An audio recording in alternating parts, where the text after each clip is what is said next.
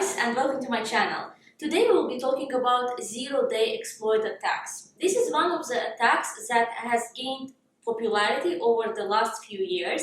This is obviously a cyber attack, and statistically in 2020 we had only 20 zero-day attacks, and in 2021 we had 58 zero-day attacks.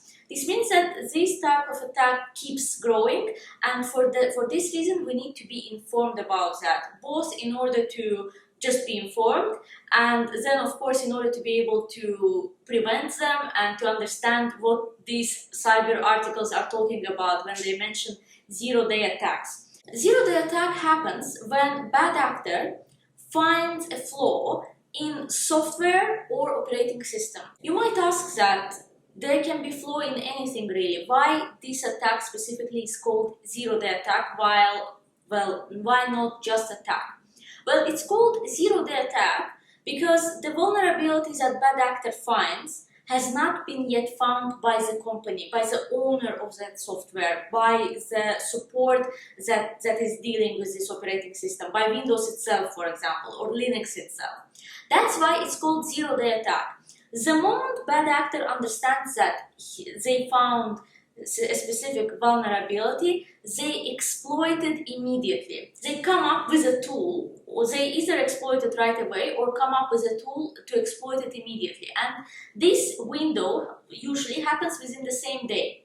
And that's why it's called zero-day attack. So they found it, they exploited it, and since the company didn't know that this vulnerability exists, they can't prevent it unless they put together a patch. And putting together a security patch takes time.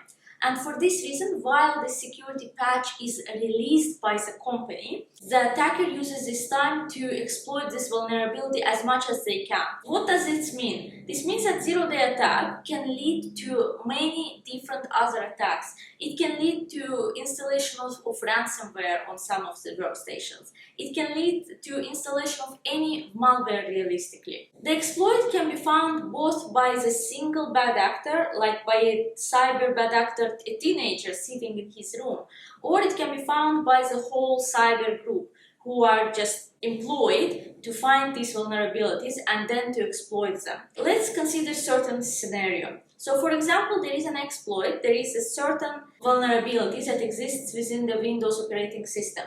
Bad actor finds that vulnerability. He or she realizes that they can infiltrate other systems using that vulnerability. Let's say that this vulnerability exists within Microsoft Excel. And once they find that, they immediately either exploit it right away, or they put together a tool. They put together, usually these bad actors, they're smart enough to be able to come up with tools very quickly in order to exploit these systems. So the system, once they have put together a tool and they start exploitation, only God knows, like there are different scenarios really, when this infiltration gets noticed. Because obviously some of the infiltrations are noticed right away and others are kept like secret. For example, if a person who is not computer literate is using Microsoft Excel just for something, they might not even notice that their system has been infiltrated. They can think that, oh, if something that is unusual happens, they can think that, oh, it was a glitch.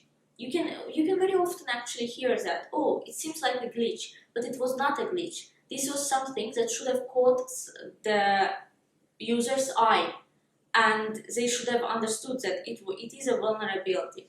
But oftentimes, it can be the case that it happens much later. So on day 0, the vulnerability has been found and exploited, and it can be on day 4, day 5, day 6 that they realize that the system has been infiltrated. There is a vulnerability and it has been exploited. If the company is lucky, it's found on day 1 or day 2, but obviously if they're unlucky, it happens much later. So imagine that on day 5 and day 6 it has been found, the company has been informed, the Microsoft has been informed that there is a vulnerability. So obviously they put together a team immediately in order to prepare a security patch. This team will still need some time to patch it. In the best case scenario, it can be just a few hours, maybe 2-3. But in average case scenario, it can be 1 day, 2 days.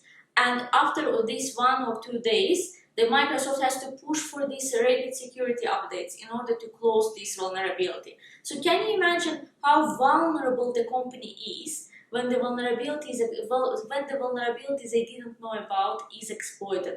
It's obviously a very vulnerable time for the company. It affects their public image, it affects their data, and it affects the trust of consumers. The consumers that put their money and their trust into certain software or the company.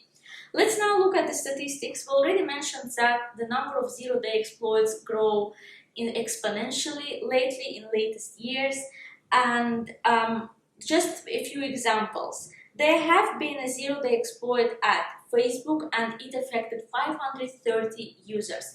So imagine that in your district the population is 530 people, and imagine that their personal data of these 530 people has been leaked, and whatever else can happen. For example, their accounts have been hacked, maybe their closed ones have been messaged from their account. I'm just like fantasizing here what could have happened during zero-day exploit. So if Facebook has officially announced that 530 users have been affected, this means that in some ways they have been affected. Either their data has been leaked, or either their accounts have been hacked, or anything else.